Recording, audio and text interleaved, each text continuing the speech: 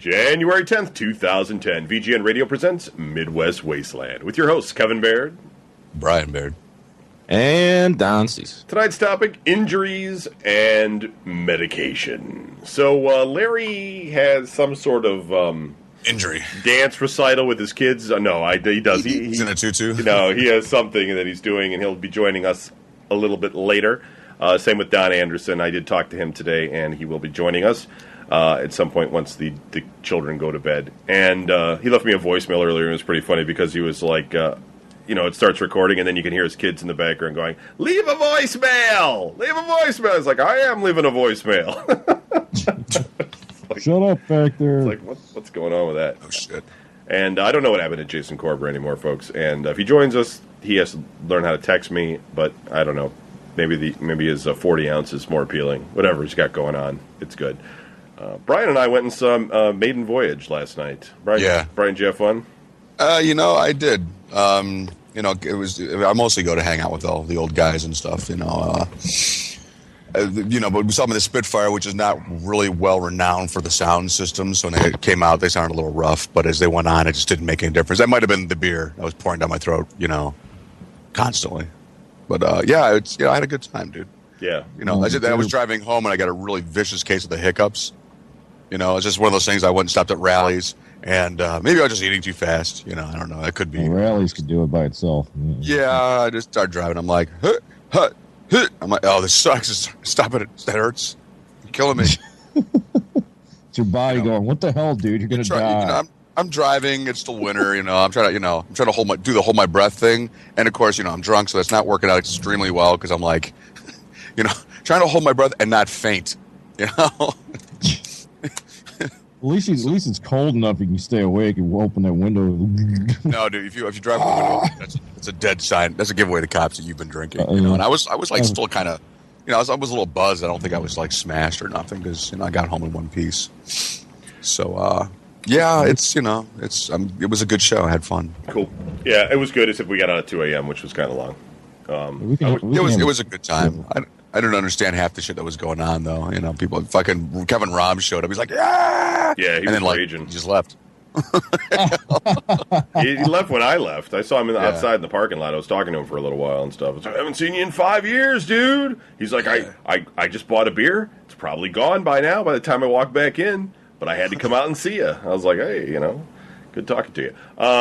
So today is the first time we have begun our new simulcast on blogtalkradio.com. We're using Blog Talk Radio in order to take phone calls, but we will not be taking phone calls for our Midwest Wasteland show. However, we do still simulcast on it because if people want to call into the show, they can listen to the show on their cell phones or regular phones or whatever, on their phones. Anyway,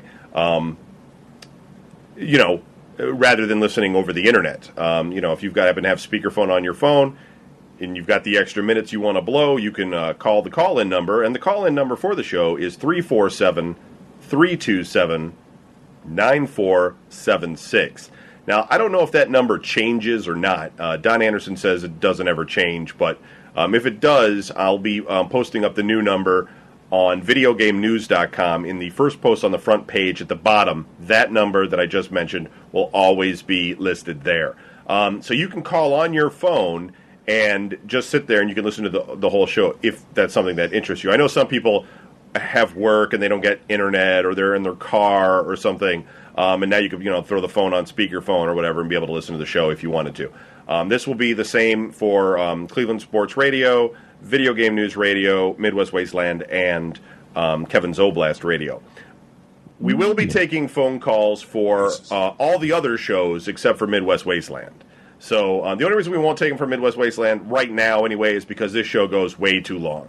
We might need them today, though. Yeah, right.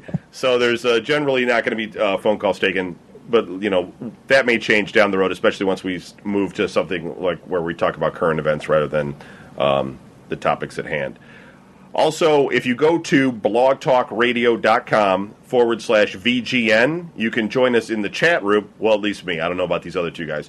that we have up there. It's a flash chat, which is a little bit better than the shout box that we have at Video Game News. I'll be in both, of course, monitoring both. So if you don't feel like going to the one on Blog Talk, you don't have to. But it's a little bit quicker. It's a little bit more responsive since it's in Flash. And there's some other features there on Blog Talk. You can get reminders that new shows are coming up and that kind of thing if you have an account with them. It's all free and all that kind of stuff. So definitely just go and check it out. You can see the schedule of shows, see how it affects your time zone and all that fun stuff. It's blogtalkradio.com/VGN. The only thing I'll say about that is that you do not want to subscribe to the Blog Talk Radio RSS. Most of you get it off of iTunes, etc., but because this show sometimes goes long, Blog Talk only gives us a 2-hour window to record in. And since I start it right at 8 o'clock, if the show happens to go longer because, like today, we had technical issues to deal with, and so it goes past 10 o'clock, Blog Talk will usually just cut it off at that point. Sometimes it goes over a little bit, but it usually will cut it off. So if you want the whole show that's been cleaned up and everything, you want to just stick with the normal RSS, which is available, again, at videogamenewsradio.com on the front post of the first page. I'll probably repeat this information on every one of our shows twice. That way, those people that don't pick it up or find this stuff out, get this piece of information, and then after that, I'm never going to talk about it again. So, never. Yeah. Well, I try not to, but hopefully it'll work out better than we did before. But we'll see how it goes. Okay, let's get to the show. Oh, Cease, what'd you do this weekend, man? Anything fun? Worked a double yesterday and 9 hours today. Ugh. But I had the whole week off, but they had some big frickin' emergency, and I had to get it working before Monday. So we don't lose the Pepsi account. Jesus. Your fucking voice is so deep, I feel like a child. Yeah, he's got some super bass now, doesn't he? He's fucking masculine as hell, ain't he? Yeah. Hello, I went to work today in the forges of the castle. It's probably the tired old man. Yeah. It's called tired old man voice. It just doesn't want to. It's just yeah. It's just picking up more bass. These are the 10 Commandments. No, it's on a different sound card base. Same equipment though, right? You still have the same headset and everything. You're just on a different computer, right? Yeah. Yeah, that's weird. Well, whatever. Cecil will have the lowest voice, and in real life, folks, his voice is like, "Hi, I'm done." Yeah. Probably high pitched job. No, I'm kidding. No, because now Larry will get jealous and he'll have to make his deeper, so he'll have reverb and Larry's isn't a pitch shifter, so he's like completely inhuman sounding. Larry's isn't deep; it's just inside his mouth, apparently. And most voices come out of that. I mean, no, the microphone is, and so it's just very. Everything's deep inside his mouth. Yeah. So, anyway. Yeah. Everything they ain't nailed down anyway. Let's talk about injuries and medication. So I've talked to all the guests on the show, and apparently no one has ever broken a bone. No, I've never broken a bone, dude. Yeah, and neither has Cease, Anderson, or Larry. So that's unfortunate. You're talking about the most adventurous bunch of guys that never did. Cowards. Just be honest. I remember when I was in school, and you would run into kids, and they would be all like, in casts. Yeah, they'd have you didn't know that their dad gave that to them. You always just thought that they fell off their bike like you did, and they had brittle bone syndrome or something. But now as we get older, we're like, oh well, those kids, They're beaten. I mean, at first when you're in your 20s, you're like, those bastards are beating their children. But then you get older, and you're like, these kids probably deserve the beating. But how do you? I think it was that we were beaten so much the bones just decided to grow up. Well, yeah. Well, we've done I've jumped off the roof of my house. I've wiped out on bikes. I've fallen out of trees. What exactly do you do to break a leg? I mean, what's going on? What is the kid doing? I don't know. I've never actually tried discovering. Is he setting up one of those wood ramps and then he just tries to get himself into the basketball hoop on top of the garage with a bicycle? I mean, what kind of crazy chaos do you got to do to break a bone? You gotta watch that Scarred on MTV. That shit is nasty. Yeah, that's true. I mean, if you're on a skateboard and you're going down steps and stuff, bad things seem to happen. Let's volunteer for that. Nope. No. Now, that takes me to some other. Now, dude, I sat there like this morning.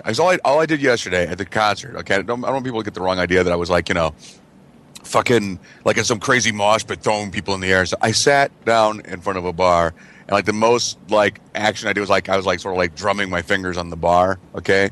And I woke up this morning and I hurt everywhere, and I'm like, I didn't do anything. I didn't run. You know, my feet hurt. I'm like, I didn't jump up and down. I went downstairs to the bathroom, and I would come back up, and I'm like, I shouldn't hurt this fucking bad. You know, and I'm like, this is why I don't do adventurous things, because I'll just shatter. Did Jody have a baseball bat next to her? Dude, she was in bed. She doesn't care. She fucking pound your ass. No. You wake up. Fuck. The hell is this? No, she doesn't do that sort of shit. She's whatever. So that has nothing to do with anything. Whatever. So I have had my skull broken. Thanks to my brother Brian when we were kids. We had the we had the swinging metal fence between the garage and the front of the house. You just don't let shit go, dude. And I was standing. I was playing the victim. I was standing in front of the gate, and Brian thought it'd be funny to whip the gate close on me, and that cracked my head open, and I had to go to the hospital. Was that the first thing, or was that when you jumped off the porch? And no, we'll talk about that a little bit later. But no, this was horrific, dude. Because this was broken. Like, you were like shrieking, and there's blood everywhere, and I'm like, I'm dead. All right, we're not talking about that yet. Why don't you wait, Mr. Anxious? Why don't you tell your own broken bone story? What's happening? I can see Kevin with that big fucking lower lip hanging. All right, well, it didn't look like that. All right. It's all white and this red shit just everywhere. It was pretty gross. It wasn't that bad. So it was when they were fucking doing the stitches, dude. I'm going to talk about it in a minute. Fucking A. Tell your own story. I'm telling my story. Where's your injury story? It was fucking too quick. I landed on my feet. All right, so on my face. Brian, do you have any injury stories? Oh God! Have you been injured? Most of my injuries. I mean, are you talking like hospitalization injuries or like just like? Well, I don't know if you had a puncture. I mean, you haven't broken a bone, so what else is there? I've had stitches, but I'll start off with like the first thing that I remember where medication was involved. Is I was, I believe I was riding. So I was on the big wheel, but I was on the handlebars of the big wheel, which automatically tells you how long ago this was because couldn't do that now. But and I don't know if you were riding it or someone was riding it, and they hit the brake, and I went flying, and I landed on my knees. I was like down the fucking driveway, and I'm like ah! So fucking mom took me and sat me down. And my knees are bleeding. I already had scabs that were just healed, and now they'd ripped off, and I got new big fucking cherries. And mom sat me down. She put iodine on my fucking wounds, and I think I fainted because it was like so insanely painful. I was just like, God, just kill me. That was rough, dude. Wow. Cease. I was the first one I remember. And the funny thing is, I don't remember a lot of it. I think it was like maybe 3 or 4, right around there, running around the house. And I decided to take a nosedive into the corner of the coffee table with my forehead. And I remember seeing the corner come up, and then I remember waking up in the hospital. And they had me strapped down. And the guy's like going behind you. Yeah. No, I was just seeing this great big light and this guy with the fucking rubber gloves in my face, and I started flipping out. And they're like, "He's waking up! Douse him again!" And I think they gassed me out again. And I guess according to my sister and brother, they thought I was going to die because there was like blood all over the house and shit. But yeah, I don't remember the stitches after that or nothing. I just got the scar on my. But I remember diving into it and waking up in the hospital. That's the weirdest thing. All right, Anderson, do you have an injury story? I'm still listening to Brian's story. What? I was listening to Brian. I'm listening to Brian talk. We gotta shut it off. Okay, there we go. Yeah. Do you have one? Yeah, I got all kinds of injury stories. What do you want? The first one? Yeah, the earliest one right now. Why don't you the earliest one I can remember is one time back in the 70s. My parents were like, told my brother that he had to watch me. And he was like, well, I was going to go to the park and hang out with my buddies. And he was really just going to go up there and smoke dope and stuff. So they said, whatever, take your brother with you. So he said, okay. So him, his buddy, and me all got on 110 speed. I was on the handlebars. His buddy was on the seat. And my brother was just going to pedal and stand. And we got out to the sidewalk, got out in front of the house, and the next thing I know, I was at the back door in somebody's arms crying. I guess I fell off the front of the bike, smashed my face into the ground. I cracked my chin open, had to get 4 stitches. It was a terrible thing. It was a terrible day. I didn't get to go to the park. I was really pissed. Didn't get that first toke, huh? Damn. Yeah, who knows what would have happened with my life if, I would have made that trip. It'd be the same, dude. Don't even lie. Yeah, it's pretty much. It just would have been sooner. Larry? Yeah, exactly. Yeah. Have you ever been injured? You got an injury story? I've never been injured. I have multiple stories of busting my head open. I thought Larry wasn't going to do the show tonight. No, He's it's just doing late. Coming later. He's doing it from the recital. Yeah, sorry, my daughter's had a dance recital tonight. Yeah, your daughters. Yeah. Okay.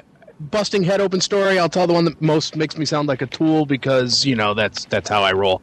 It's when I was at Ohio State, and we were screwing around to the dorms, and I was running through the hall, and we had those big ass, the heavy fire doors, and dude was chasing me. So I decided to go into ninja Larry Mac mode. Oh, there you go. And I jumped up in the air, and I kicked the door open as I went through it to just look cool. And as I went through it, I cracked my head on the top of the door frame. And I came down on the other side of the door, and I remember I landed on my hands and knees, and I was like, oh, my God, that looked ridiculous. I better act hurt, because otherwise people will just mock me mercilessly. So I real quick grabbed my head and I was like, oh my God, acting like I just killed myself. And I was like, dude, are you okay? I was like, yeah, I'm fine. And I took my hand away, and when I looked, it was just covered with blood. And by then blood was already starting to pour into my eyes and shit. And so that was a good time. They called they called 911, and the dudes showed up, and I was fucking with them. They're like, do you know your name? And I was like, yeah, oh my God, I can't remember my name. What's wrong with me? No, I'm just playing. And so they put me in the ambulance, take me to the hospital. They wheel me into the wheelchair, and I'm waiting out in the lobby with blood pouring out of my head. The dudes in the ambulance leave. Later, they come back with somebody else, from some other 911 call, and the guy looks at me. He's like, "Are you still waiting out here?" I was like, "Well, yeah." No, I died, so no. Because apparently, the emergency room had far more pressing things than guy with face covered with his own blood. But then I guess he went back and yelled at some people, and they came out and threw a bunch of stitches in my forehead, and it's one of the many scars and gashes you can still see dotting the landscape of my head. So I still have mine. It's just that's why I have a goatee now, so you don't see the disfigurement. Yeah, see, I busted open the back of my head, but I don't know if there's a scar from that one. But this is the one right across my hairline, and then I have another one above my eye that I got playing baseball when I dove into home and slid face first into a guy's cleats. Nice. Also a good time. All right. That sounds awesome. Anderson and Larry, so you guys know, if you go to blogtalkradio.com/VGN, we do have a flash chat up that you can join if you want to. I'm sure Anderson is well experienced in how to access that. I am well versed in the blog talk universe. Radio. What is it? .com/VGN. .com. And, of course, all the listeners, if you happen to be listening live, can .ru. also join. Are you humana? All right. So as Brian was trying to tell everybody my story, since he didn't have one of his own, when we were kids living in Michigan, Brian's never been injured. No, Not like he has. And we had these white plastic picket fences around the front of the house, and we also I like the story already. we had these. I know this story. Yeah. We had this kind of a weird porch. Hi, John. It was basically steps going up to the front door that were made out deny of anybody who was going to drive their car into our house with an explosive device. which were made out of cement, and then on the sides Brother of throw you these off the roof and you got gored. on the sides. All right, let me tell the fucking story. On the sides of these steps were large concrete blocks. Basically, they were really high at the level of the door. So as kids, you basically would run out on these things and jump off of them into the yard. Yeah, because you got some air on that shit. So one time, I'm not exactly sure how it happened because I was pretty young, basically in preschool at the time, and I had jumped off of the porch and rammed the white plastic point of the plastic picket fence through the bottom of my chin, and much screaming. Took place. It was shrieking, dude. Yeah, shrieking. You were like really young, so you were unable to get that whole with the big fucking white tooth. You know What, you was whistling, fucking, come get this fence post out my chin? Yeah, he wasn't like Schwarzenegger with the torch above his head and fucking party going. Oh, he was like like all small. He was like and glass was just shattering up and down the street. It was like one of those screams where everybody on the fucking street comes out to find out just like what the fuck. And this is the 70s, so for somebody like posted yourself, man. It was fucked up, dude. I came around the corner right after, and it was like Kevin was sitting there screaming, and then Kevin was just gone. So it was I still have a scar to this day on my chin, but they went to the emergency room, and I'll tell you what. This is how it goes when you're a kid. Okay, you're basically, the pain isn't so bad. You're sitting there, you're freaked out, but what they did is they had these scissors. I remember this vividly. They had these weird-looking metal scissors with jagged edges on them, and I was laying there, and they decided that they were going to cover my eyes and these scissors were coming, and then they covered my eyes. And you don't want to see what we're gonna cut your throat open. I was screaming so loud, pull the skin off of his face so they could get at the fucking wound. That my mom said that people were leaving the waiting room. Because I started laughing. I was in the waiting room, and it sounded so horrific. And instead of being terrified, I started cracking up because it was one of those things. I just didn't know because I'd never been in a situation like that where I'm listening to my little brothers and going and I just everybody looked horrified. And I'm like, I'm amazed somebody just did. There's fucking brotherly love for you. So I don't know how to make Anderson a co-host, but whatever. What? There's a way to make you a co-host in the chat room, but I don't know how to do it. Oh, it doesn't matter. I ain't worried about it. Yeah, so anyway, then I had stitches, and I went to preschool, and then some kid said, "What's that on your face?" Because I had a Band-Aid there and stuff, and then I was like, "I got stitches," and he said, "Let me see," and he ripped it open. Yeah. Nice. Because why not? It's Detroit, and that's just how it is. That's how they did it on 7 Mile.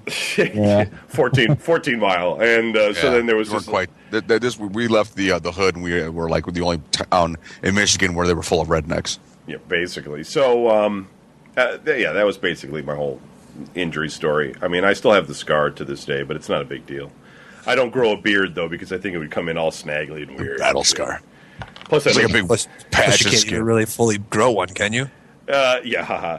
When I do grow out my facial hair, I look in the mirror and I see my father, and I'm like, oh no, and I shave it off. It's just how it is. I don't want to look like my dad that much and shit, and be like, oh my god. Yeah, it's because you're afraid of you go, Kevin. Yeah, pull me. It's gonna become a psycho thing where you're gonna be like, Kevin, pull me through the mirror, take me over. Yeah, my pudding. Yeah, take your body over. It's like the iron scene in fucking Prince of Darkness where he's got his hands through the fucking mirror going, Father. Yeah. I don't have the ironing board. So along these same lines, we'll go around again. Brian, do you have another one? I remember the fucking ironing board. I remember. Okay, so I was in Civil Air Patrol, and I came home, and I was wearing those stupid black shoes You know, those, military fucking sort of black shoes, which might have been my church shoes for all I know. And I don't know why I was down in the basement. I mean, I'll just throw it at everybody that I'm just retarded. And because if you saw our basement back in the day, you would know that that's just no place to be going down into with fucking really nice shoes on, because it's just going to be a god awful mess. It was like just horribly fucking nasty down there. And I stepped on a nail. And it was just like, ow, and I took it off. And I just thought, like, ow, I stepped on something sharp. My dad's like, well, come on, get upstairs. And we took my shoe off, and I had black socks on. So I took that off, and it was, like, covered in blood. And, I was like a big pussy. I was like, oh, I was like, all right, calm down. We're going to take you to the doctor. And I'm like, okay. Because I was, I'm like, am I going to get a shot? My dad's like, we'll see. It's like, God damn, you just had a needle. You just had a nail go through your foot, and you're worried about getting a little needle. Calm down. Don't be such a baby. So we went to the doctor's office, and so they're like, we're probably not going to have to stitch it. We're just going to, like bandage it up. It's not a very big hole, so we're not going to worry about it. But we're going to have to give you a tetanus shot. And I'm like, well, where's that going to go? Like, well, we're going to have to put it in your foot. And I didn't know anything about fucking tetanus shots and what that shit felt like. So like, okay, and there was like this really pretty nurse. And I was like young, but not so young that I didn't like already start looking at girls going, wow, she's kind of cute, And I'm sitting there looking at this nurse, and then all of a sudden, dude, it was like somebody was like crucifying my feet to the fucking operating table. Then the needle went in, and then the drug went in, and I was just like, motherfucker. It was just awful, dude. It was horrible, So that pretty much sucked. Couldn't walk really good. When you're a kid, you're not really walking. You're kind of like running every single place you go. So it sort of sucks. Couldn't ride my bike or nothing. That nail in the foot thing. I never heard the end of that thing, man. Yeah, always it sucks getting a nail in the foot. He's always talking about it. Oh, nail in my foot. I can't do it. Off with the nail in the foot. So yeah, but I was like, Kevin gets a plastic thing stuck in his chin. I know, man. He fucking self-crucifies his face to the fucking. He self-crucifies himself to a plastic gardening fucking thing. Brian is classic milk the injury for all it's worth, though. How it's like the bad. I want a sympathy, dude. It's like the bad back thing. It's been going on forever. Because in that house, man, they'd fucking like the second you were well, they're like, you're going to work. Help me in the garden. Come on, you're going to help me in the garden. We're going to make now it comes out. Stuff out to make wine and stuff. So you come with me now. Put the basket on your back. That's so stupid. And Brian has had a bad back since playing Mavericks football when he was like 7. It was never that bad. We got bad and I started truck driving. Then of course it really went to shit. Okay.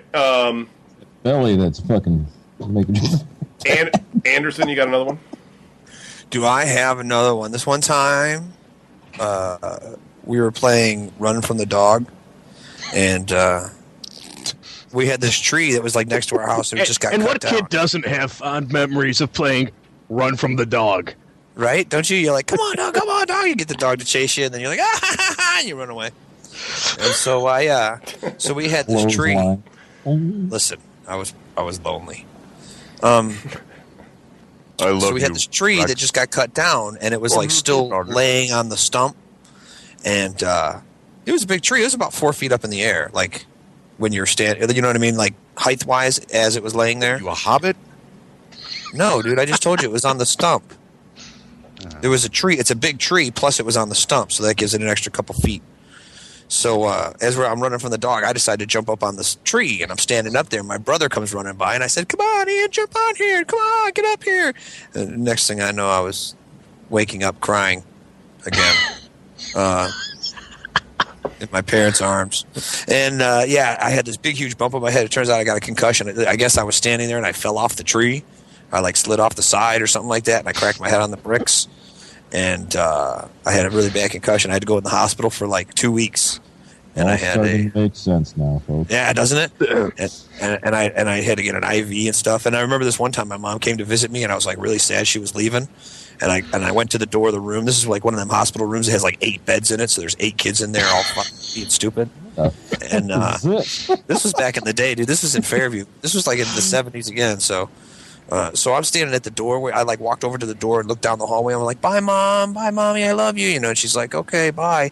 And this little girl from across the room's like, bye, Mom. Bye, Mom. I love you.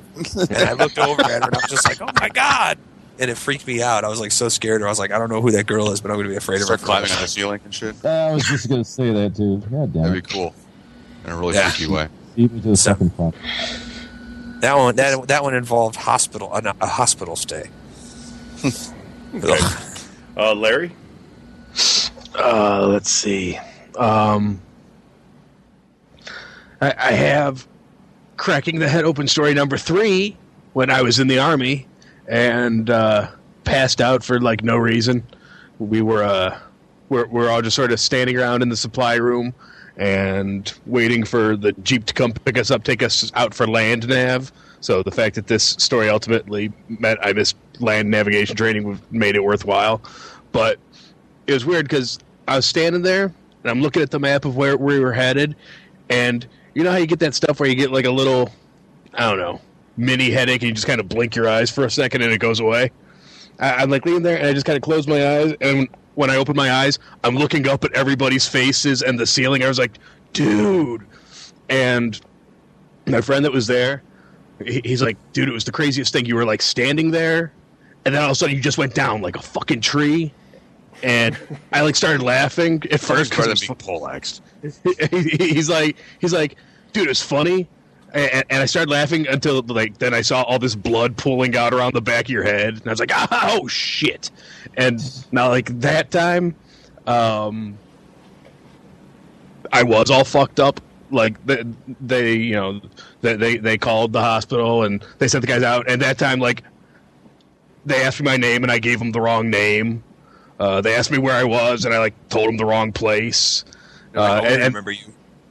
And then the crazy the one crazy memory I have is like our lieutenant was there, but our lieutenant was useless. But because the offices were attached, like the captain or the major or somebody came over and he never came out for shit. And I remember laying on the ground thinking, oh my God, the major's here.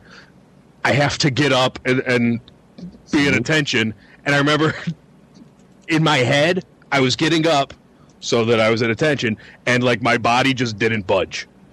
They're like, I guess my like arms and legs were like flinching, like I was trying to do something. They're like, dude, what do you relax? But that one was cool, and that was the time they took me in to give me stitches, and that was actually the first time I busted my head open and got stitches. Turns out I'm allergic to the anesthetic they were using. And that's safe. What was it, pickle juice? Yeah. Or let's give them the pickle juice anesthetic. So in addition to pickles, if you want to kill me, lidocaine will also mess me up. But the doctor's like, they made stuff, and I remember laying there, I was like, I'm going to throw up. And the doctor's like, you're going to be fine, soldier, and all that shit. And I was like, no, I seriously don't feel good. He's like, soldier, you knock it off. You're going to be fine. And then, yeah, I just started hurling. Yeah. Am I going to be fine now, Doc? but it was cool because, you know, I had like, you know, a grade 2 or 3 or whatever concussion. I couldn't do shit. And, they took me out to join my platoon out on the course, and Brian may be able to speak to this. Anytime you're going to hike or do anything, they always make you have your full, you know, rucksack. No. Oh, you never had to do that? Well, in the Navy, really, where are you going to hike?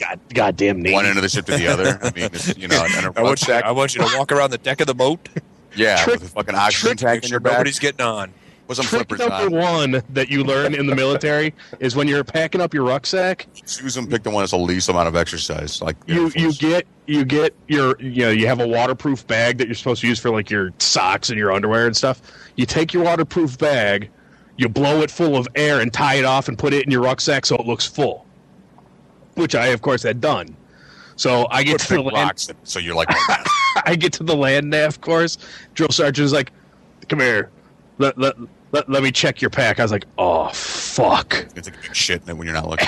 And he opens it up and he's like, "Are you going to be okay to hike with this much weight?" Okay, yeah, sure. He's like, "Okay, get out there." So He He's could. just as lazy as you are. I wasn't supposed to be like it anyhow, but it's a good time.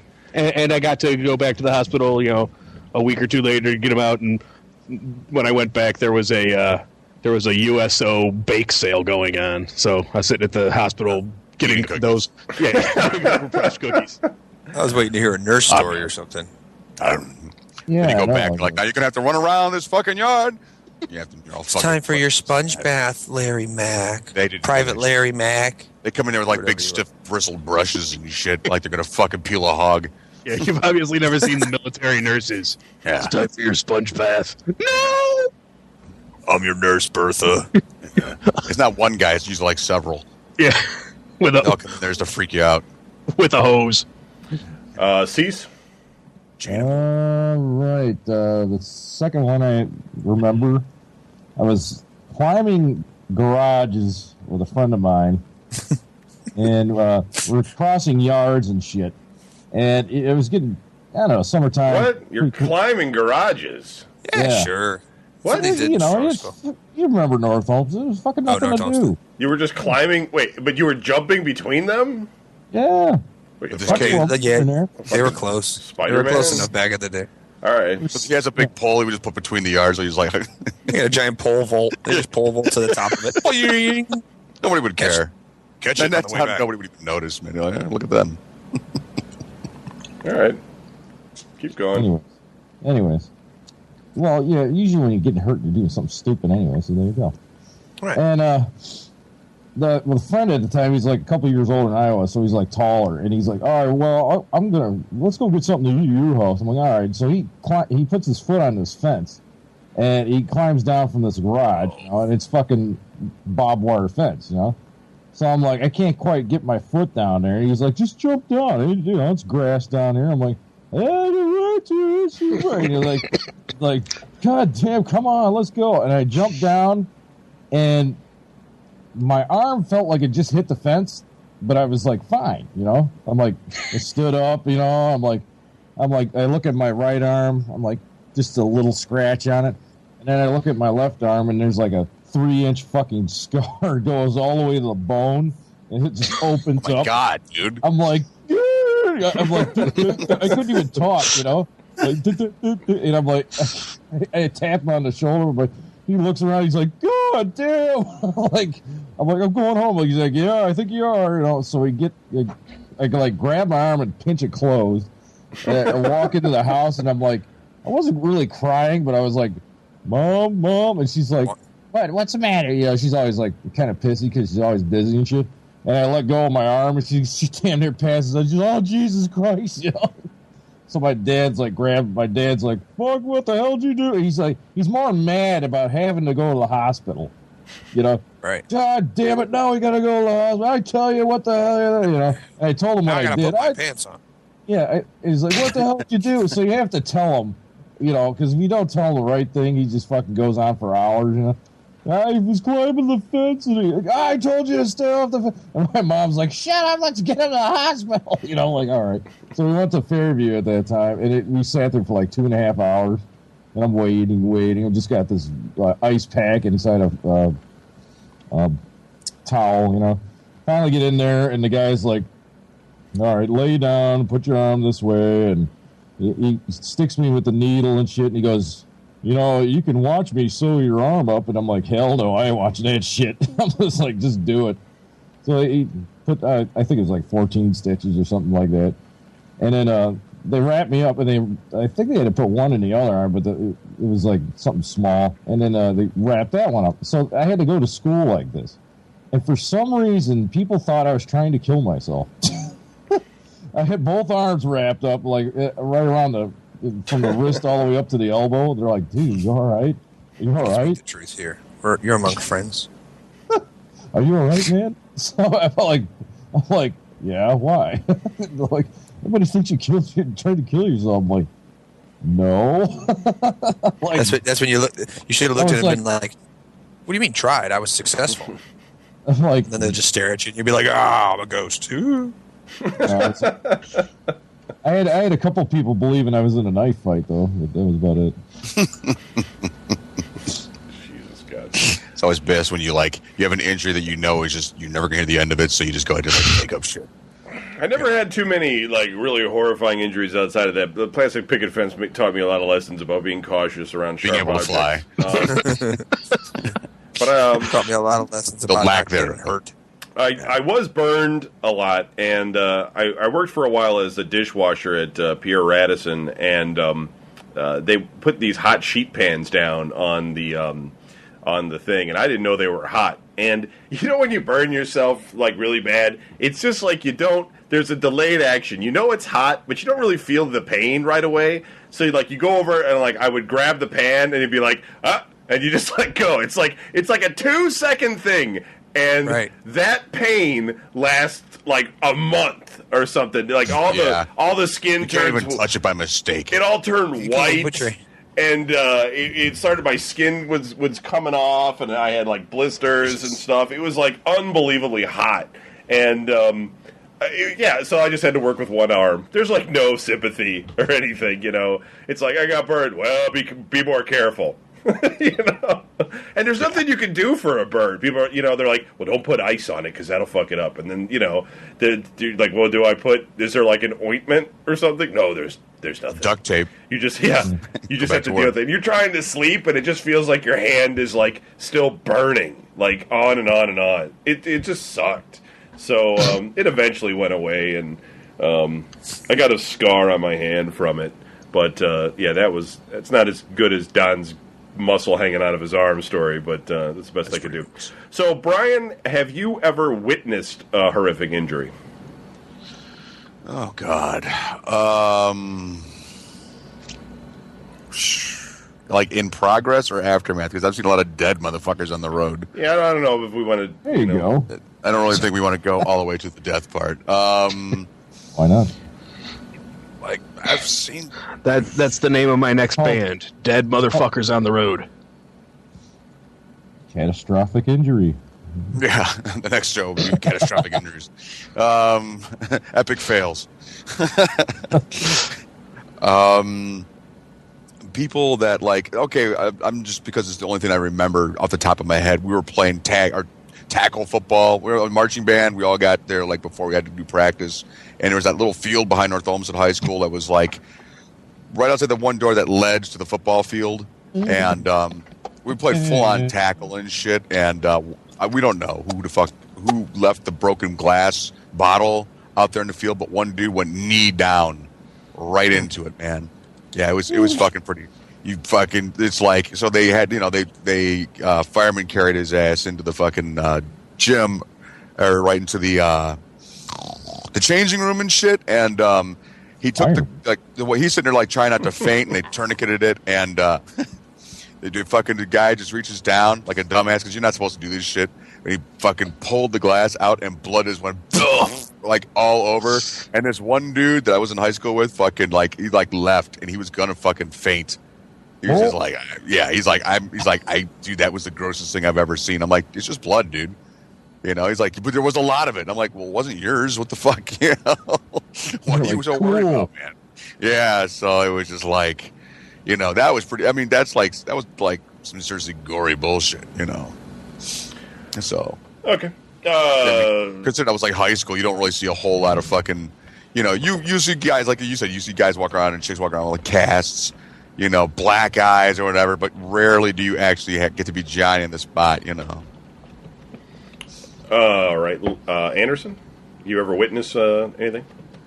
Not only have I witnessed something, I was actually, I believe, the cause of it. My first day on the job working for my brother in the steel mill, I was the new laborer on the block, so everything that had to be done, I was the new, you go do it, you go do it, you go do it, you're the new guy. Okay.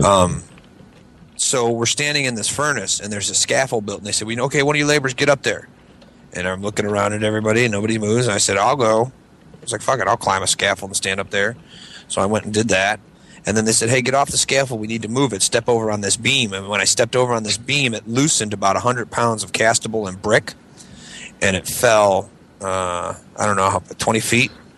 And hit this dude right in the hard head. Oh, yeah. Damn. That's awesome. Not really. And because all I you liked saw him. was a hard hat with shoes. Is that why you weren't asked back? What's that? Is that why you weren't asked back? No, No. I'm just kidding. That's why I've told you, son of a bitch. No, it actually.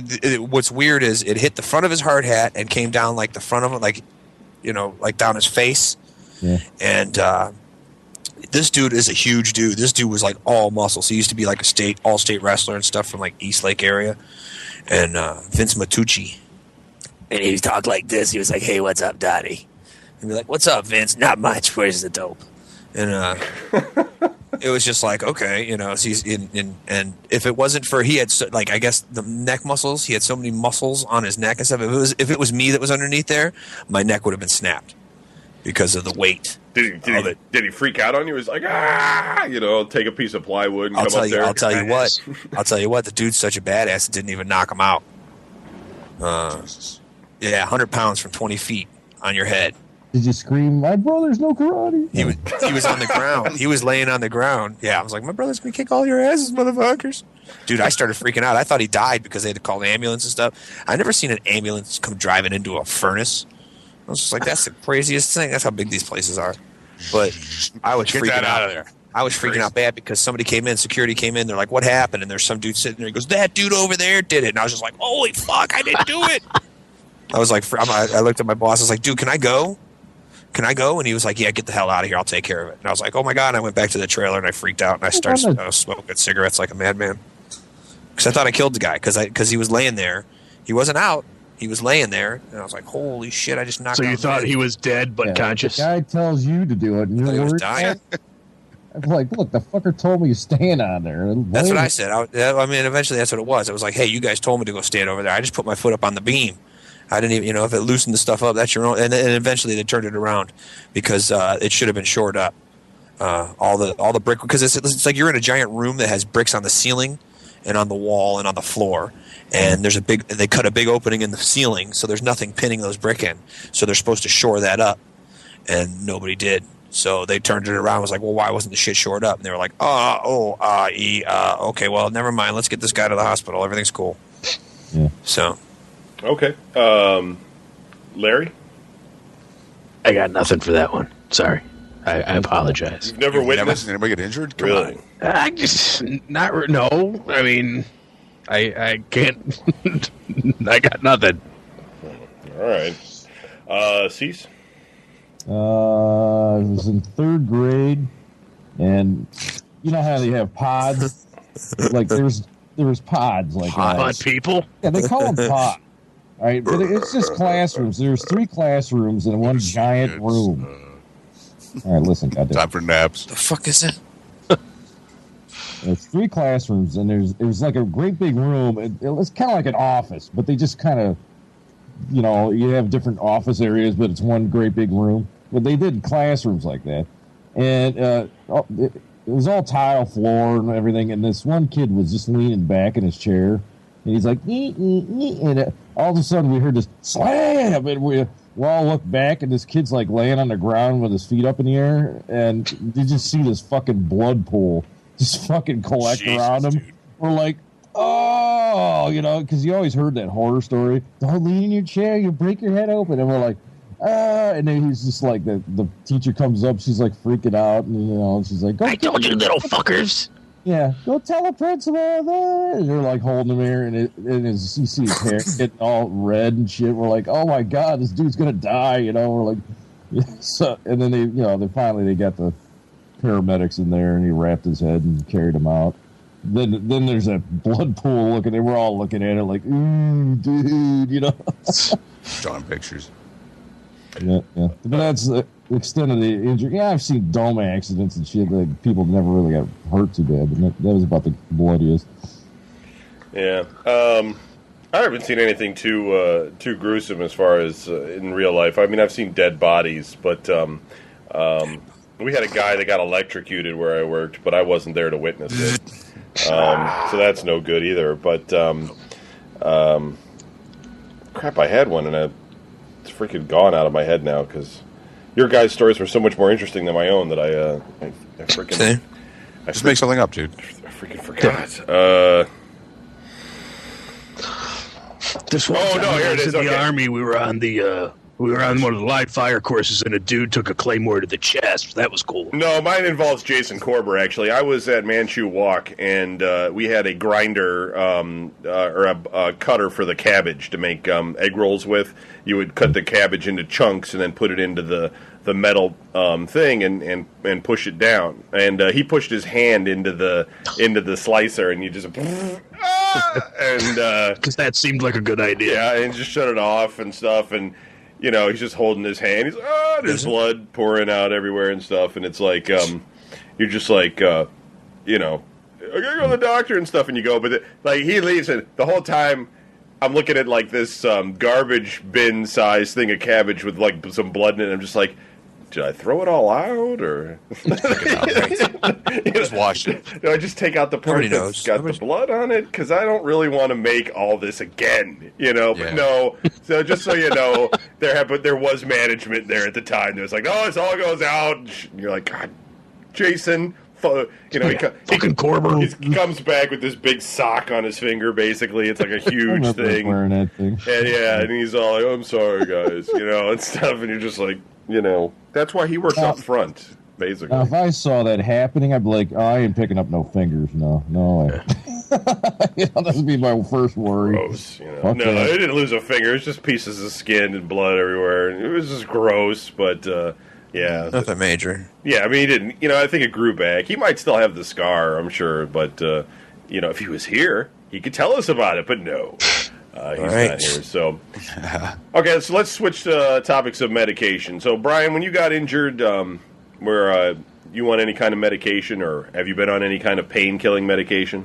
Yeah. Trying to roll my head back to the first time I had serious meds.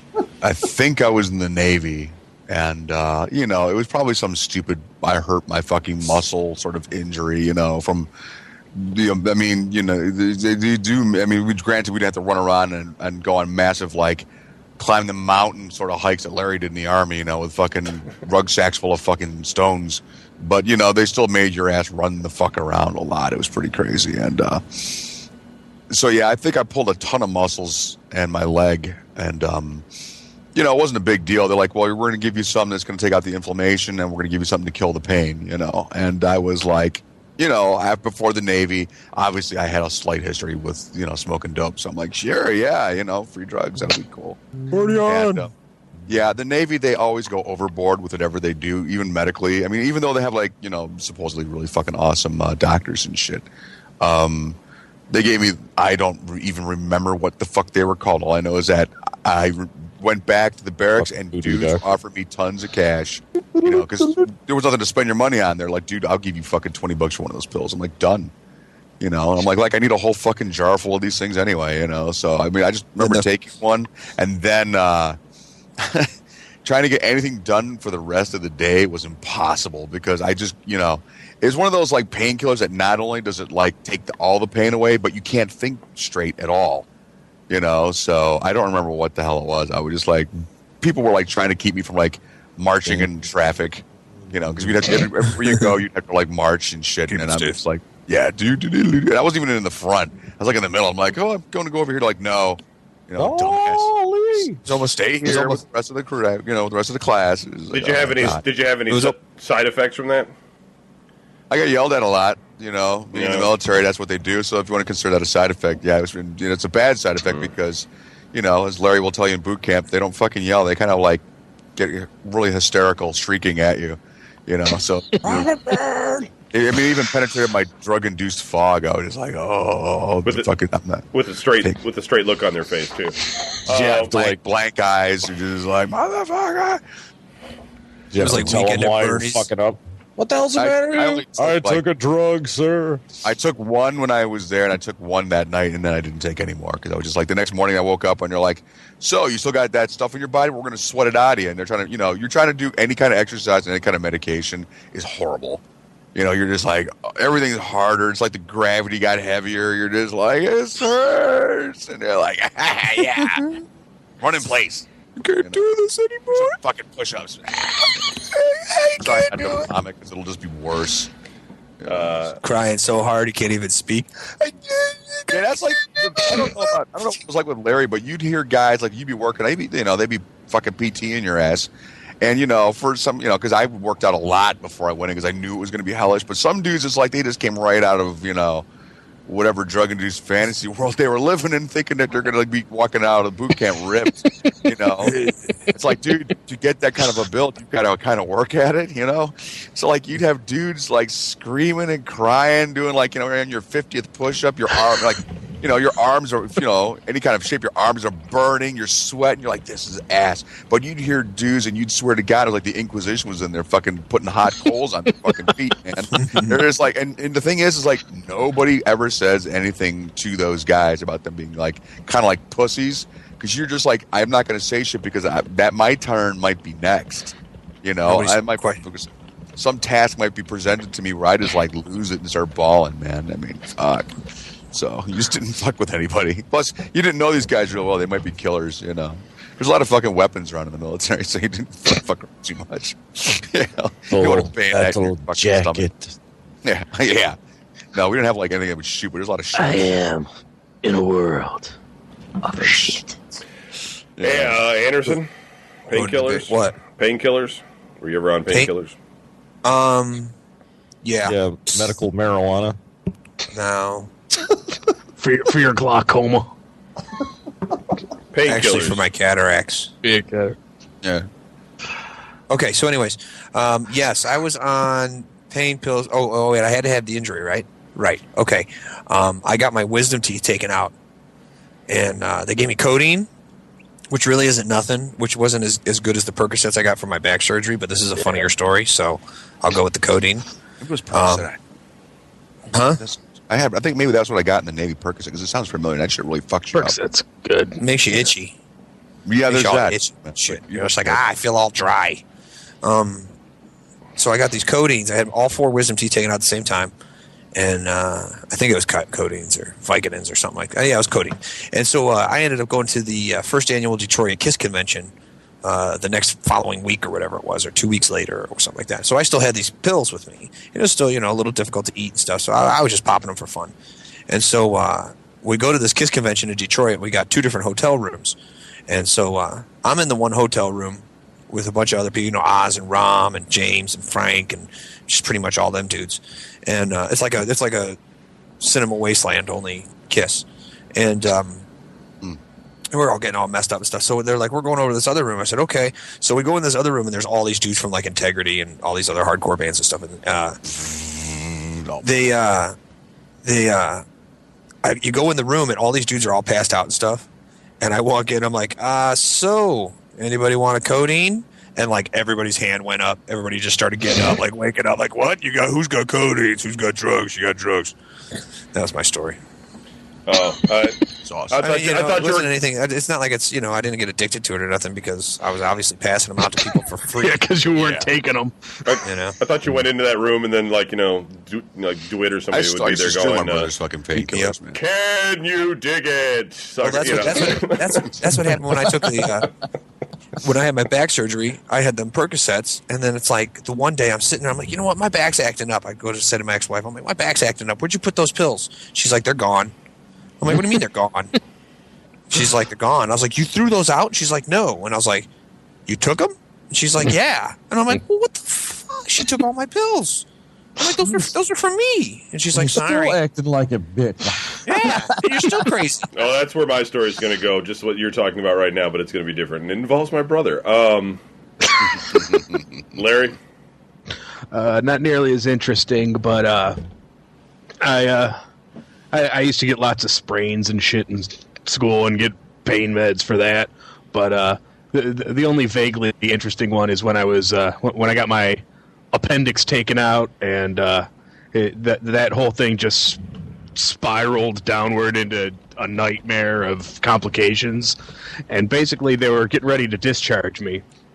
Get out! And the nurse is like, okay, they gave me a prescription for something. She's like, the doctor prescribed, gave me something for pain, and of course I have to be a hard ass. I was like, I don't really need anything for pain. I'm fine. And she's like, are you sure? I like this world. And I was like, well, what's the prescription for? And it was for morphine. I was like, you know what? I should probably take that just in case. Yeah, That's a good time. yeah. And it was, man, because I was on the drip for a while when I was in there, and I'd be like, I'd like wake up just in agony, and I'd hit the little button, and I'd be like, oh yeah, what's on TV? So if you can get your hands on morphine, it's good. But it can make you sick though. Yeah, Percocet was also a good time, and they gave me something else too when I was in there. But that's only been that's the only even vaguely interesting story I have about them. Huh? Cease. When I was in football, I twisted my knee, and I believe it's Percocet. And seems to be the go-to. Yeah, at first, it happened on a weekend, so I wasn't really in tune to how bad it was affecting me. But by the time I got to school, I had to walk around the whole time, and the shit was fucking hurting. So at school at the time, you had to leave all your medications in the fucking nurse's office. Yeah. So I went in there, and I'm like, yeah, I'm going to have one. This thing's hurting really bad. She's like, okay, well, sign here, blah, blah, blah. And I think that was the first one I took, because when I was at home, all I did was just sit there, So I took this thing, and I had to go to this biology class, and next thing I'm fucking waking up in my own drool, and the teacher's like, hey, what's the matter with you? I'm like, oh, it's fucking, the room's like spinning, everybody's laughing at me and shit. I'm like, oh, I just took some pill for this pain, and blah, blah, blah. And she's like, you better go to the nurse and get checked out. So I'm like, I had to walk down the fucking hallway. And it was like, I was like leaning up against the lockers, going all the way down to the fucking nurses. So I'm like, the lockers are fucking making noise. I was all fucking fucked up. I think it was like a way too high prescription or something. They're like, well, we could just cut these down or something. Like, I don't know. Why don't you tune them up a little bit? Grind it up and snort it. Nah. Oh, no. So I've never actually been on any painkillers, and I did have a surgery when I was about 14, 15, about 15. What was it on? And it was sex change. It was a lower. No. Brian's going to say it was on my balls or something. It wasn't. It was in my lower abdomen, and that's where your balls are. No, it wasn't, and. It's just that it was a game everybody had back in the day. He's only got one ball and shit, and it's fucking not true. It's dumb. It's true. It's not true. And it's fucking stupid. So hey, it's like I'm back in fucking 9th grade again with a bunch of one of your retards. one of your nuts looked like a fucking hand grenade. I remember. No, why are we looking at his nuts? Yeah, exactly. I know. You guys showed me. I wasn't prepared. It's not like he came in the room going, "Let me show you my penis." I didn't. Well, Brian and Kevin used to take. Brian and Kevin used to take tubs together. Tubs together. Hubbies. That's a high school. Yeah. Gotta save water somehow. Yeah, they had to save water. Do my back, Kevin. Could you rub me all over here? Yeah, right there. I won't tell anybody about this. I promise. It's not gay if there's a towel between us. Want me to use some shampoo? It's not gay. Use the hand rag. It's not gay if we make. It's not gay as long as we don't make eye contact. Can I pop your zits for you? Oh God! Just don't tell anybody about this. This could be our secret, Kevin. You have them shorts I lent you. I just want to let you know, Kevin, you have a giant nut. It's because I'm in this up with you, Brian. You need to exfoliate, Kevin. Okay, I'm gonna stop. Okay, sorry. It's good stuff. I just like to hear Larry laugh. It's funny because when Larry gets really going, and it's like really high pitched, and it's like a. I know, it's like a fucking dog whistle over there. You can hear it. You can hear it in the back of his throat. You can't replicate a sound like that. King Diamond couldn't replicate a sound like that.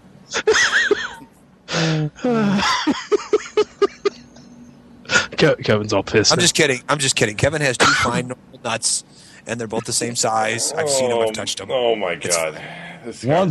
One's actually a Super Ball because they just shoved it in there. Yeah, they had to replace it.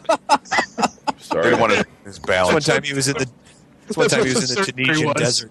All right, let's all just remember something. We lived in a very poor family. There was no surgical replacement of nuts on the family budget. All right. Fucking ridiculous. No, I had too much blood flow to my lower abdomen, so they went in and tied off some veins. It turned into a Super Bowl. No, it had nothing to do with my nuts, but it's a funny story, huh? They called him Mega Nut in school. Yeah. Just kidding. What the hell is going on? Who's that? He's falling down the fucking stairs. It's Brian Barrett eating his microphone. So, anyway, I was, it was supposed to be in and out surgery. It would end up being overnight. And they gave me, codeine 4s, which is, codeine, but they're rated by number, and 4 is like the highest. And, my wonderful brother came home with his urinary tract infection or whatever the hell he had. And yeast infection. Yeah, and basically decided, these are good, and ate all of them. So I never actually got to Not all take at any once. of them. Okay, but it was pretty. That night. He just decided that Kevin's surgery wasn't as important as his own problem, and took the whole bottle and split. And I mean, basically, I didn't really need them. It was impossible to walk for a little while, though. I was all hunched over. Because having I was high as a kite. That shit was awesome. I don't know what it was. I was like, wow. Yeah, well, I don't know what these are, but you got to have one. Because they were Dude, codeine. it was literally like smoking a Super Bowl. Yeah, they were. I guess they were really strong. I wouldn't know. But I've actually never been on any other form of legal painkillers anyway. So, okay, let's see. It's a 9:15. So I guess we'll just we'll clean it up here with if anybody's got any additional medication or injury stories they want to share. And I'm not going to even start with you, Brian, because you probably don't have one. So I'm going to start with Anderson, and then I'll come back to you if you can think of one. Okay. Let's see. I got 2 to choose from. Should I talk about the exploding armpit, or You like the man with the exploding arms? or that time that I fell on the broiler at Chi Chi's? That's why I have the good. bandages Let's go in with those that pictures. Chi-Chi's. Okay. We probably have enough to get to both, so whichever Okay. one you want to tell. Fair enough. This one time when I was working at Chi Chi's, I was working the broiler, and you have to get up behind the broiler and reach up and take the filters out of the air vents, and then you got to run those through dish. They're covered in grease. They're really nasty. It's disgusting. Well, the thing that goes across, or I don't know what it's not like a beam. It was like an electrical beam, I guess. For plugging everything in down the line, all the ovens and stuff, because all the equipment was in the middle of the kitchen. And the prep area faced the line. It was kind of, you know what I mean? It was like a big cooking island, I guess. Yes. So I had to go in behind the bean till, in between where the bean table or the steam table was and the broiler. And I reached up and I had to stand up on this little beam, this electrical beam thing that was about 7 inches wide, but it had a hose going right down the middle of it. So you couldn't really get a good foot. You couldn't get good footing there. And I pulled this vent out, and these things are made of like aluminum or steel or something like that or whatever. And it flipped. I had it from the bottom, and the top fell downwards, like top heavy, got top heavy, and it flipped me around, and I spun around, and I landed on the bean till, which was at about like 450 degrees with like water just boiling in it. And I landed on top of that, and my arm hit it, and it fucked me all up. It got me good. It's like immediate blisters popping. Oh yeah, good shit. Yeah. And then the one guy was like, times. and the manager was like, "All right, here's a napkin. Get back to work." Like, all right. And then I told the other guys about it. They're like, "Get the hell out of here, man! You got to go to the med center. That shit's serious." And it was pretty bad. I got that's like, because in that gang video, that's why my arm's all bandaged up from that injury. Brian, stop fucking doing quizzes on Facebook, man. Are you doing Facebook quizzes, man? Yeah. Why didn't It you wasn't tell my me I was listening. What am I supposed to do? Sit here with the candle Well, you're burning? going to and staring contribute. into Tell us another story. about Me? injuries or medication. That's right. Whatever. Yeah. Well, yeah, evidently. Well,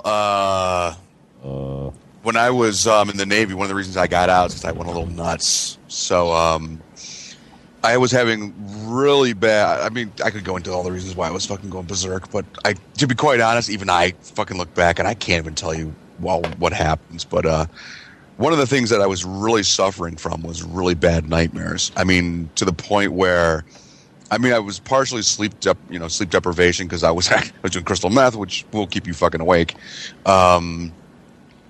So that didn't help. So obviously I was like partially hallucinating during the daytime, very vivid nightmares to the point where I like mostly if you're dreaming at night and you're having a nightmare, odds are good you're going to wake up, or it's going to be like Anderson said one time, one minute you're being chased through a fucking mall by a guy with a hockey mask and a knife, and the next you're fucking sitting in a boat with a big hat on your head, and you're like, what the fuck? Right. He's still coming for me. Stupid shit, right? Well, my nightmares, I could not wake up from them. In fact, some of the dudes that I was like in the barracks with were like trying to, dude, wake up, and I was not waking up. So their way of curing me was to give me this one drug. I don't really recall what it was called. I think Impramine, but I might be wrong.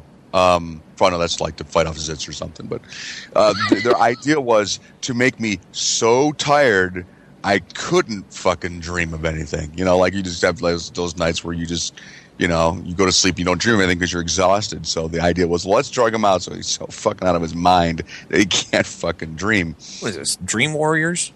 Dude, that movie came out like shortly when, like right after I was like going through like, my kind of like that breakdown I was going through, and they told me that I was not allowed to go see that movie because they didn't want to I think they were just going to like take ideas from it, like you just want to get out of this. And I'm like, get out of the Navy, and I was like, dude, it pays well. Why the fuck would I want to just jump out? But yeah, so it was like you would go to sleep on this stuff, and you, yeah, I didn't dream, but I really couldn't fucking wake up either. So I got into trouble when I was in the fucking Navy because I was supposed to.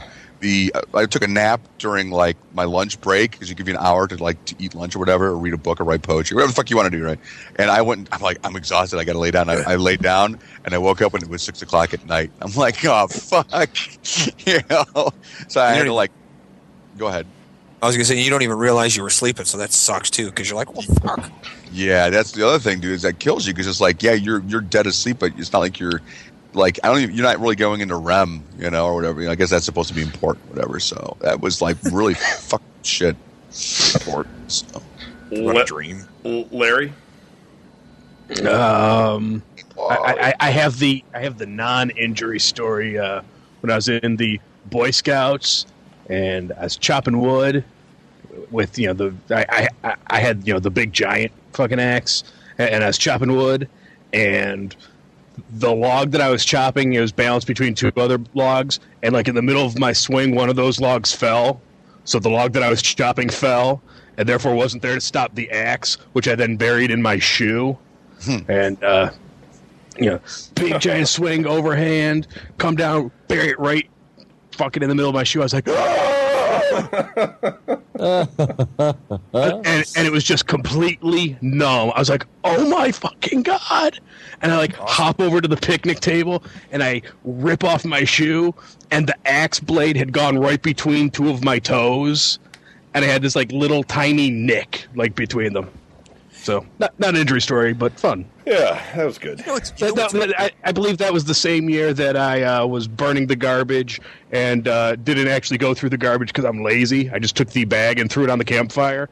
And after a couple minutes, we heard the hiss because somebody had thrown one of the empty tanks for the grill in there.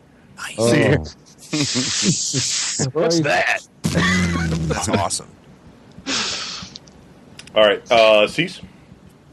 I was at a job. I was working for a molding injection company, and they'd have to run like high temperature water through some of the molds, so the plastic would adheres at the proper temperature and whatever. And I was working on this machine that broke down, and they got these mold heaters that run this hot water through the mold. They don't shut them off because as soon as the machine gets running, they can just start up and go again. So some ass that put the fucking mold in there It's supposed to put like a locks on all these hoses, and there's a bunch of hoses on this, and this water pumps through it like a big, like a big heart. It's like fucking veins all over. And I was working on this fucking machine. The hose fucking popped off, and it fucking splashed me right across the chest. And it was 200 degrees fucking water. And I jumped up, I ripped my fucking shirt off and threw it. And if I wouldn't have done that, I'd been a lot worse. But, I was like, Jesus Christ. I'm right in front of some black lady. She's like looking at me like, you crazy? I'm like, what the fuck you do? Like I was going to come up and rape her or something. I got my shirt off. I'm like, ah! Time. Yeah. Come here, baby, And I go in the bathroom, get all the cold water I can. And at that time, it was just red. But it hurt like a motherfucker. And I'm like, all right, I talked to my boss. Larry again. I know that, Brian. I'm just helping. Hang on, I'll be back in a second. And then I'm glad I can entertain all you fuckers. Anyways. Listen. Anyways, I told my boss at the time, like, yeah, look, I just got hit with this 200-degree water. Maybe I should go and get it checked out. He's like, yeah, all right, go ahead. Walk it off. Yeah, no, these fuckers, according to the rules, they're supposed to drive you up there. I had no idea. I just fucking started driving, And halfway there, it started hurting so fucking bad. I'm like all hurled over my fucking steering wheel. I make it to the fucking emergency room. And I walk in, and, they're Get like... out. Yeah, they're doing all the check. They look at it, and my skin is just red. So they're like, oh, it's just a 1-degree burn, blah, blah, blah, blah. All right. I'm like, fine. They said, here, take this silver something. I forgot what the hell the name is. Silver, some kind of big thing of salve you got to stick on you. And then cover it up and blah, you should be all right. So I go home. I put this stuff on, I'm like... And then the next day I got up and I had this huge dude, you've never seen a blister this big. My whole side of my chest, like from the top of my pec all the way down to the fucking belt line was one big fucking blister. And it was like it was like a water bed. I'm like, it's fucking playing. I'm like, damn, look at this fucking thing. And it ended up being like a real bad 2nd-degree burn. It just took so long to start fucking getting fucked up. It just, So I plastered all this shit on me and wrapped myself up, went to work, and I worked through it, and I got home. And, after a couple of days of this fucking shit's hurting because it rubs on everything and fucking... And then I was taking a shower one time after work, and I felt my chest get really heavy. I'm like, what the fuck? And it... Actually found out that the fucking blister broke open at the top, and the fucking shower water was filling it up with fucking shower water. Oh, my God. What the hell? So I had this great big fucking skin bubble on the front of me filled with fucking shower water. I'm like, Jesus Christ. I had to open the bottom of it up and drain it out. And that's when the shit started fucking hurting like a... because once you open that fucker up, you're fucked. It was a month of hell. Wow, I never heard nothing like that. That's the craziest thing ever. When I was a cook, I would cut into myself all the time by accident. Not because I thought cutting was fun like some people I grew up with, but just because you'd just be sitting there working with a knife, and then you cut into your hand, and you're like ow, and then you got blood coming out, so you go get yourself a Band-Aid, and then sometimes you cut it a little bit deeper, and you're like you can move the skin apart and blood comes out, so you hold it together and you tape it up and stuff, and you make sure. But then there's those times when you're just cutting and you hit your finger and you kind of do that, and you just drop the knife and you're like,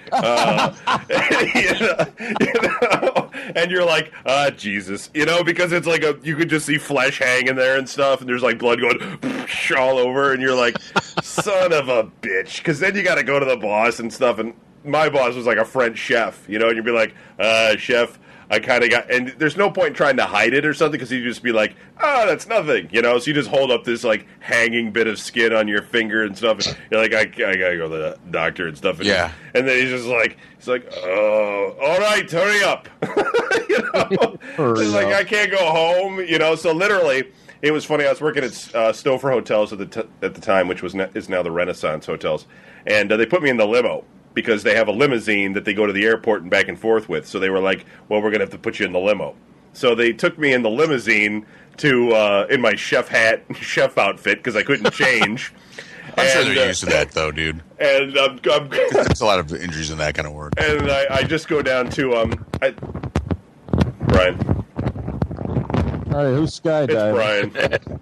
What? Your microphone, man. What about it? Well, what's it doing? You're making a ton of racket.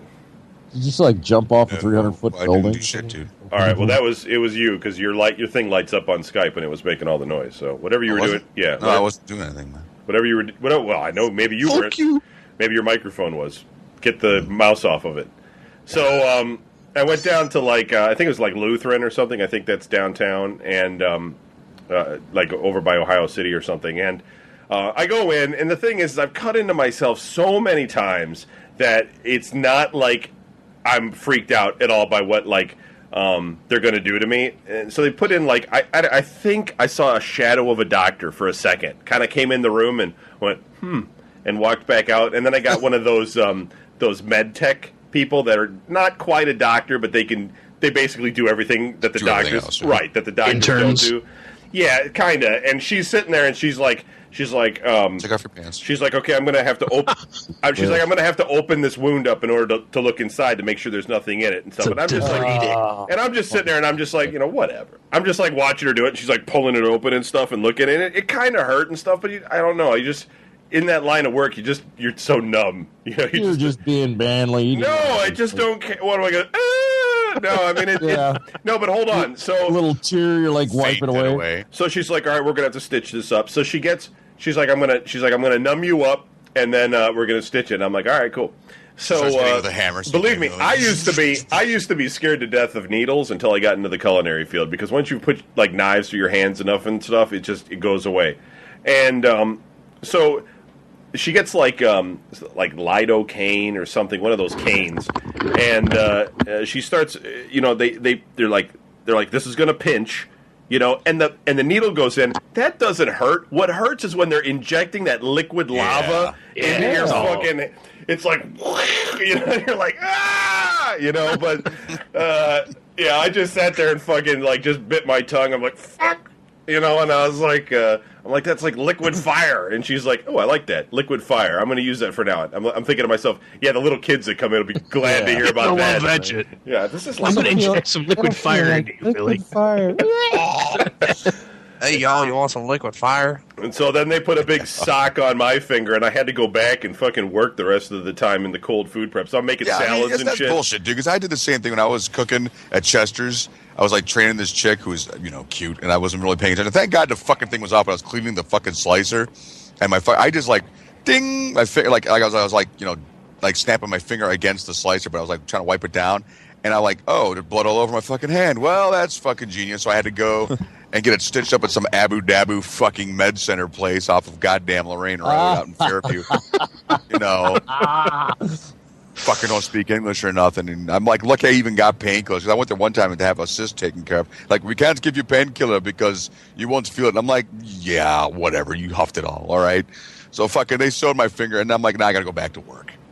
It's the one industry in the world where you shouldn't have to fucking go back to work, because it involves eating. Yeah, and you're sitting there with some sort of flesh wound. It's just gross. So, we got time for one more round of either injuries or medication. Anderson, I'll let you go first. Well, I'm not going to talk about the exploding armpit. It's kind of lame, I guess. That's actually a funny story. Kevin Baird put a curse up. Awesome. And one night I was sitting at home. cards. We used to write these curses up on pieces of paper in school and have people sign them. I'd be like, you want to put a curse on somebody? And I would draw out this thing, and then you'd have to have them sign it, and then that would be the curse. And then I would keep it. It was... Right. God. He probably still has them. So he had one on me, and I went home one night, and I was watching TV, and I felt this lump under my armpit. And I was like, what the heck is this? And I was like, that's kind of painful. And I went downstairs, and my parents were like, get him to the hospital. And they took me to the hospital. And they were like, yeah, it's a cyst. And the guy touched it and exploded. And, it was really interesting. And then I couldn't go into Spiders come out of it. No. No. then they like drained it. What they did is they like drained it all, and then they like stuffed all this gauze in there. It was like 3 feet long in like an inch area. It was disgusting. That's And, all that fucking fast food for you, man. and I had to go to school, and they were like, "Why can't you participate in gym?" And I was like, "Because Kevin Bear put a curse on me, and my armpit exploded." And that's when they all said, "Kevin Bear, is that the guy who pushed his mom out the window?" I was like, "Yep." Oh my god! All right. Hey, listen, Brian says he doesn't have any stories about being injured. No, I remember when I was a kid, we were fucking playing like I don't know, hide and go seek or something, and Because I was hide and going go to give you. seek, and I was like ducked underneath like the bushes, like the shrubs or whatever we had in front of our house. Oh my god! And I don't know remember who was this. getting chased, but like I fucking came up behind, like I like rose above the bushes, and this flying From the dead. kid came right at me, knee first into the fucking face. I was, dude, I swear to God, I've been punched by lots of dudes. We talked about it in the fight show, but never in my life have I ever been hit so fucking hard I thought I was going to vomit. I was like laying there just like, I mean, you know, I don't know if I was 13, 14 or whatever, and I was like trying not to fucking cry, man. I'm like, oh, fucking But didn't Christ. both of you guys- I felt like my skull was coming up. I don't know whoever the fucking other kid I was. think that did both it. of you like hit the brick wall too, because he crashed I into don't you, remember and then that. both of you slid over the concrete and smashed your head into the brick walls because you were both fucked up. Nice. And yeah, Brian was I remember- crying and Oh, yeah, dude, that hurt, man. yeah. Remember It's the not time- hide and go hit, man. Jesus Christ. What the fuck? Thought he was Remember blind in his eye and shit. It was funny. Dude, I thought I Remember was that- dead. Remember the time at Wendy's when Brian poured hot grease down his foot, came running in the back and jammed his whole leg into the ice machine?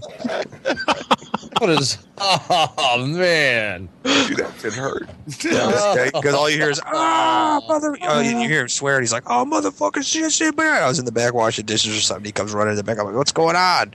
And he pulls the thing open and just jams his whole leg in there with his boot on and his pants and everything. I've He's had like, it. "I fucking dumped hot grease all over my leg." That shit fucking hurts. Damn, that shit hurts. It was a good time. Been spattered by fucking all sorts of hot. God, Kevin, you're cooking, man. That's a common injury. Fucking hot burn. grease, man.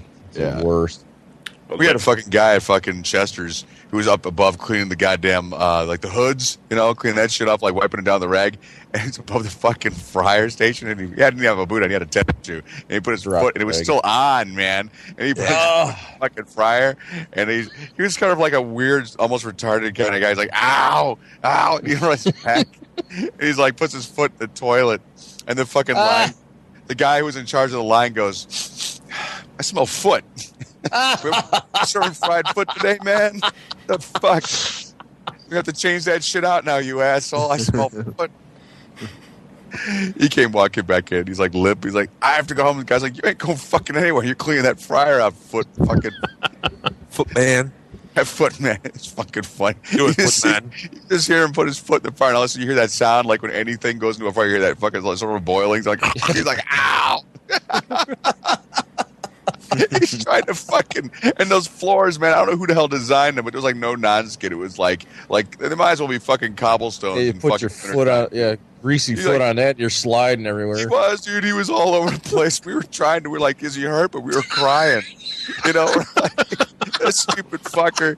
You know, you're above the goddamn thing. Why is he doing it now? I don't know. He's retarded. Fucking, I better go make sure he's okay.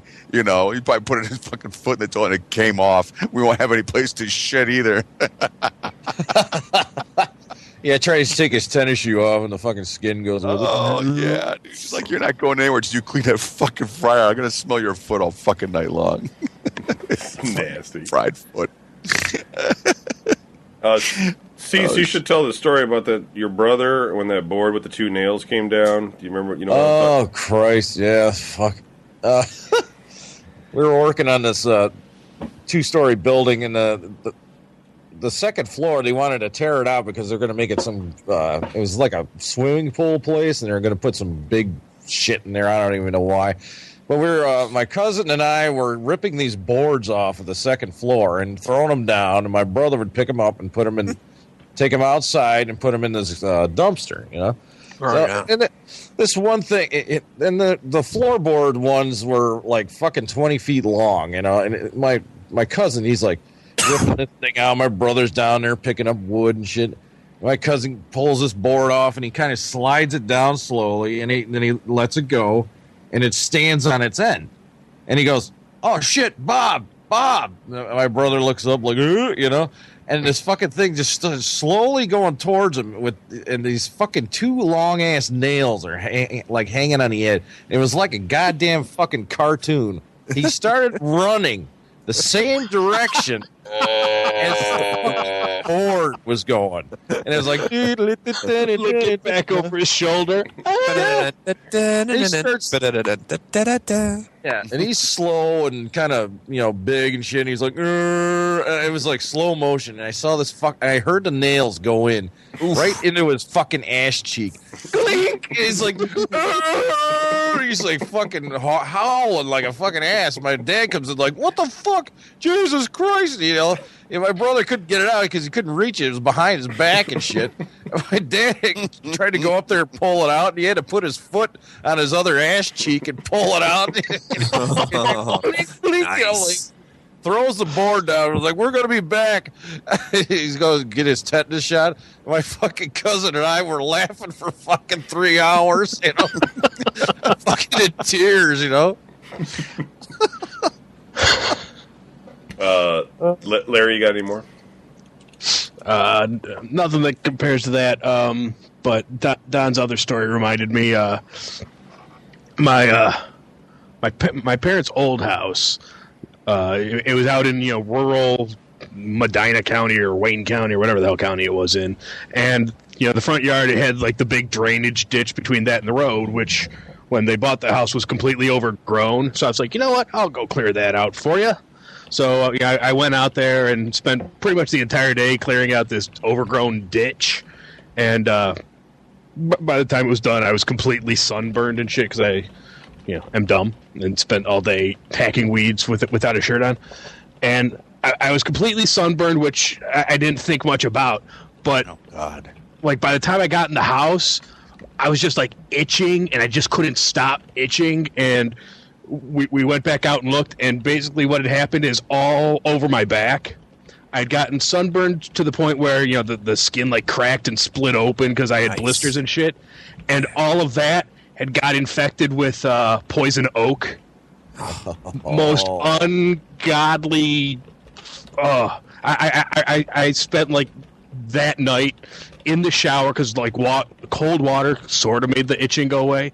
But I remember, you know, standing there in the shower with the water beating down on me for like an hour, banging my head against the wall trying to kill myself because it hurt so bad. We put like aloe vera and anything else we could come up with on it, and it just for 3 days I couldn't stop. I couldn't get comfortable. I couldn't sleep. I couldn't. It was heinous. Dude, I did that. I got fucking. We went to what the hell was that water park we used to have here in Cleveland, or not Cleveland, but you know, Jaga Lake, and they had that wave pool. Me and my oldest daughter out there, and I don't know what the fuck I was thinking. You know, I'm like the whitest human being living in my basement. You know, fucking, and I'm out there for hours, just fucking riding waves, dude. Right. And I like it's like you fucking. Then I was so fucking badly sunburned. I thought I was gonna have to go to the hospital. I'm like, you know, you're trying to find some kind of skin cream to put on that's not full of perfume. I don't want to, you know, I'm like, I don't need perfume. This is an ointment meant to heal, not as, like, if I want to smell good, I'll throw on some fucking aftershave, you know? What the hell is wrong with these people? Like, it was so bad, dude. Like, I would take a shower, and then I would take a towel in the hotel I was staying at, and I'd start to dry myself off, and I'd start to want to scream because they bleached the fuck out of their towels, and that would get into the towel, and I'd, like, try to, like, you know, contain this goddamn like molting fucking skin. And I was like, motherfucker. I would have to drive around with a bottle of like, you know, Jergens fucking skin lotion so I wouldn't like, you know, I'd be able to move. It was horrible, man. All right, I'll go back to medication really quick. And I've taken over-the-counter sleep medication like Nidol and stuff like that. And, you know, it's one of those things where you take the pill and maybe you get a little bit sleepy. You're just like, you know, you lay on the couch for a little while. You try to relax, and maybe after an hour you might get lucky and go to sleep. But most of the time I would take one that really wouldn't do very much. And I had some issues about 10 years or so ago, and I needed to get on real sleeping medication. And I say issues, like I just had a lot of stress going on after my father died. You were crazy. And Yeah, a little bit. Just come on and say it. No, and so anyway, I don't know if you've ever taken prescription sleeping pills, but I never actually had before, and so I was expecting something along the lines of Nidol and stuff, where like I would take the pill and then after like an hour or so I get sleepy and want to go to bed. So I got this stuff. I think it was Ambien or something, and I forget the name though. And I took it, and it's the craziest thing because you just be like watching something on TV, and like 5 minutes later, out, just down, And I was just like I woke up, and people are always like, well, it's not a good sleep. You don't get like whatever. And I'll tell you what, I felt great the next day. I was like, woo, I was like, that's awesome, So I was telling my doctor, I was like, this is great, And my doctor was all like, well, it is. It's addictive, yeah. And I was like, oh. Of course it is, because it's so great. I just totally, bummed me out, because I did not want to take anything that was addictive in any way. But, so then they ended up putting me on this Seroquel, which was, it's usually used for schizophrenia, but they gave me, they use it for sleep, and they give you, the smallest dosage of it that they normally do. And I was like, okay. And I took that stuff, and it was it was the same, but it was the kind of stuff that, when it knocked you out, the house could be on fire. There could be a bullhorn in your ear, Get up, God, oh my God, and I'd just be, still sleeping. Yeah. Because it's okay, I've got a story that can match that. I got a story. When I was in the Navy, you get on the ship, right, and they give you this fucking, this antibiotic, and I don't remember, it was like a bicillin shot or some crazy shit like that, because, when I got on the ship had just came out of Africa or someplace, and they fucked up the water, so everybody had malaria. So they're all taking malaria pills, right? And I'm like, fuck, I'm not, I won't be catching no goddamn malaria or however. I didn't know how the fuck that shit worked, right? So they're like, well, we give everybody this super fucking antibiotic so that when you go anywhere else, you shouldn't catch nothing. And what they don't tell you is that the shit kills you. All right, so that we were fucking late at night, and some dude was training some guy how to stand watch in the back of the ship, and the guy went to take a piss, and the dude standing watch, a wave came up and hit him. He broke his arm, and his sound power phone strap broke. So he just went right to the fucking medical area, and the dude came back from taking a piss, and all he saw was the fucking sound power phone sticking out of the ship and broken. So man overboard. So they fucking we wake everybody up. It's you hear the alarm going, dur, dur, dur, get to general quarters, man overboard. And it's like that scene in this one movie, these kids I remember it was a Chappelle movie where they all got stoned. I don't feel nothing. I don't feel nothing either. And you see them walking, and they're going into a convenience store, and they're all walking really fucking slow, and everybody else is trucking around them and shit. That's just what it was like. I'm like, I was still putting my pants on when the dude came back to find out what the fuck had happened. He's like, Baird fall overboard? What the fuck's going on, man? And they're like, shot, and they're like, dude, you got to go stand in front of the XO and tell them that shit, because that's what you do when you fuck up. And it was me and the other 10 new guys on the ship, and all of us were just blah, and the doctor was there. He's like, there's another guy. Yeah, he got the shot too. He's fucking out of his mind. So all right, well, I'm not going to write you guys up, but for now on, you guys have to get there. We're like, sure, All I wanted was go back to bed, man. I was so tired. So. Okay. All right. Do you guys have anything else that you wanted to touch on? Otherwise, we can wrap the show up a little bit early tonight. It's kind of a slow one. I remember I got a... Yeah, go ahead. When I was, I think it was 17, I was going through a little thing back then, and my parents thought I was suicidal or something. So they take me to the doctor, right? And they're they ask me all these dumb questions and shit. And all you wanted was he goes, right. Yeah, you're fucked up. You got to get rid of your parents. And anyways, he goes, we'll give you, he was a Hindu, we'll get you something, lift your spirits a little bit, and then we'll see how you do after a week, So he brought a prostitute in. Yeah, there we go. I could use one now. That's a great doctor right there. Yeah, there you go. As long as she's paying for it. I don't know how the fucking insurance company would react. She's only 500 pounds. She'll fit you good. No, anyway. At that age, dude, you didn't care. I'm going to get laid. That's awesome. Will she touch it? I think I cared more then than I do now. No, anyway. So, anyways, he gives you these pills, and I don't know what the name was. If I could find it, I'd be fucking addicted to it right now. But it was a little blue triangle, tiniest little fucking thing. And you take one a day, and I was like a miserable fuck, like I am now. But but back then, I took this pill, and I was like, I was like Gandhi on fucking acid. And nothing made me fucking mad at all. It was the greatest fucking feeling ever. It was like euphoria. Like I went into heaven. Somebody could walk up and spit in my face, and I'd be like, "Hey, that's a good one." Wipe it off and keep on walking. Appreciate it, buddy. How you doing today? This is great. I don't know what the hell it was. It was fucking awesome. People are like, "Dude, you're like cool to hang out with now." It was like all popular for a whole week, and then they wouldn't give me any more because it was addictive. So I went back to my fucking pathetic self. But yeah, that shit was awesome. Awesome. Okay. All right. I guess that's it. The next Midwest Wasteland will be in 2 weeks. We're going to be talking about camping, animals, and that's a good one. and outdoors stuff. So that will be in 2 weeks. Next week we'll have video game news radio as usual, and hopefully the snow will melt a little bit because No. it's getting kind of bad here in Cleveland. No, it'll be January still, dude. No. Talking about it's beautiful out. Fucking 2 degrees out there. I loved it when I was there. We're going to follow up the show here with Cleveland Sports Radio. We're going to try and start it right at 10 o'clock. So we'll have a 10-minute Don and Don. We don't have an outro for this show, so Bite it. Hell off. thanks for listening. Take it easy. Peace. Just a midget.